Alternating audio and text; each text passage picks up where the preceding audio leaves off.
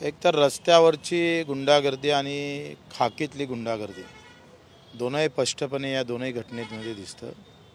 एक महान पहिले होती का सत्तेपुढे शहाणपणा चालत नाही।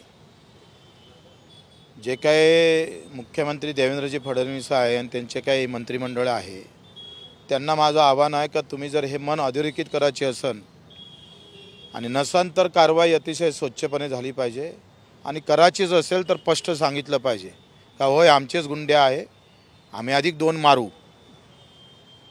सत्ता असेल तर ते दाखवूनच देऊ असं तर एकदा सांगितलं पाहिजे।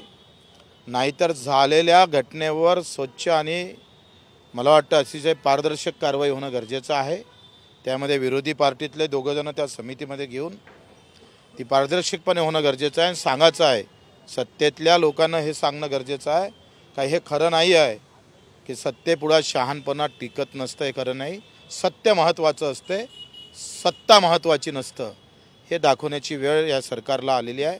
ते दाखवावी, नाहीतर त्याचा मोठ्या प्रकारचा उद्या परिणाम सरकारला भोगावा लागेल। वाल्मिक करार जे ते अत्यंत निकटवर्तीय मानले जातात धनंजय मुंडेंचे, त्यांच्यावर देखील आरोप केला जातोय, अटक होत नाहीत का सांगा? तेच मी म्हटलं ना की सत्ता आणि सत्य लपून सत्ता जर चालवायचा प्रयत्न कराल तर मग सत्यासमोर सरकार जनता गेल्याशिवाय राहणार नाही।